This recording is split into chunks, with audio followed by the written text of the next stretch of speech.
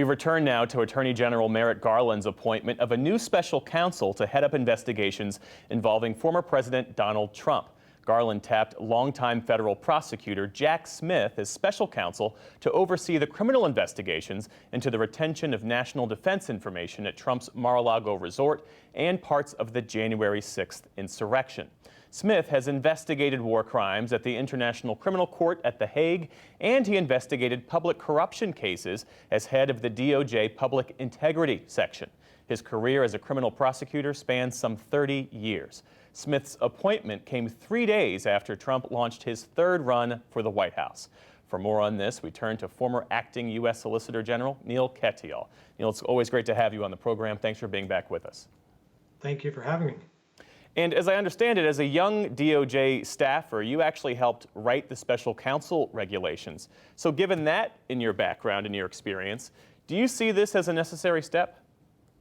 I definitely don't see it as necessary. I think I can understand it, though I think in the end, I think it's a mistake for the Attorney General to do so. So the special counsel regulations are designed really to prevent a government cover-up. The basic idea, which we were worried about back in 1999, was that an attorney general might not be willing to investigate his boss or others at the White House who were responsible for his elevation to be the attorney general. And so what the regulations provided for the attorney general to go outside the department and have an investigation by someone else. That was really the paradigmatic case. Here, that investigation, particularly into the Mar-a-Lago stolen and classified and national security documents, that investigation's already basically happened. So you don't have the fears of a cover-up you did before. And the idea that, as Attorney General Garland said, there might be a conflict of interest because former President Trump has announced he's running for office, just to me doesn't really hold water. That's not the type of conflict I think that we were thinking about back then. So then is the Attorney General doing this for appearances then?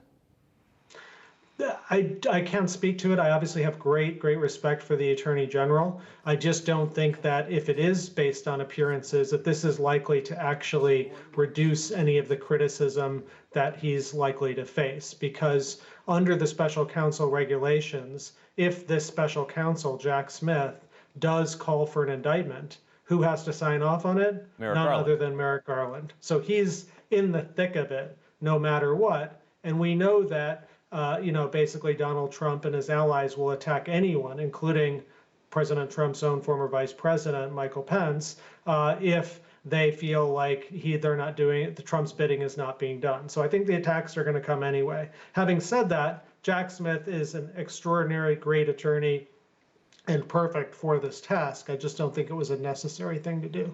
What more can you tell us about Jack Smith, this newly named special counsel?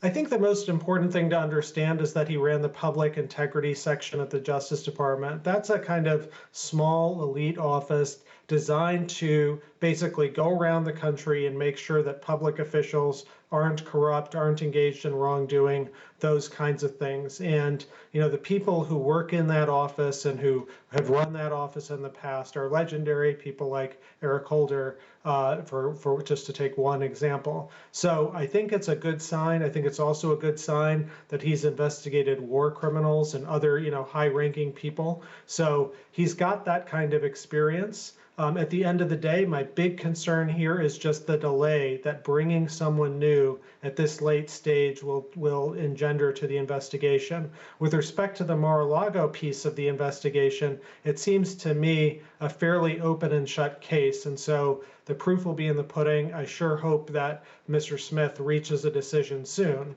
On the other half of the investigation, the January 6th and President Trump's possible involvement and complicity in those horrific events, I understand that's going to take more time. That's understandable, but we shouldn't let the hardness of the second one interfere with the the kind of quick need for a decision in the first part on Mar-a-Lago.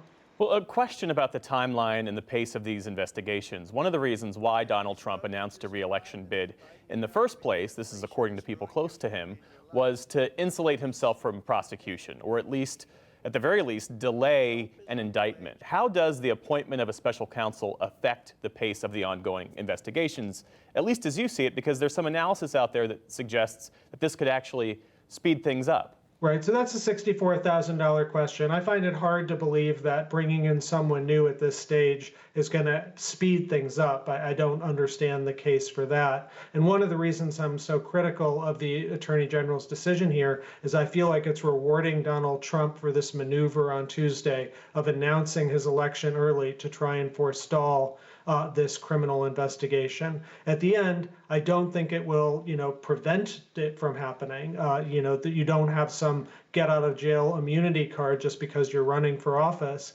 But what it's done is create some new procedural hoops that have to be jumped through. And my strong view is that those hoops should be jumped in really quickly by Mr. Smith, because the clock is ticking, and if we don't have a criminal trial, in fairly short order, it risks being adjourned because of the 24 election.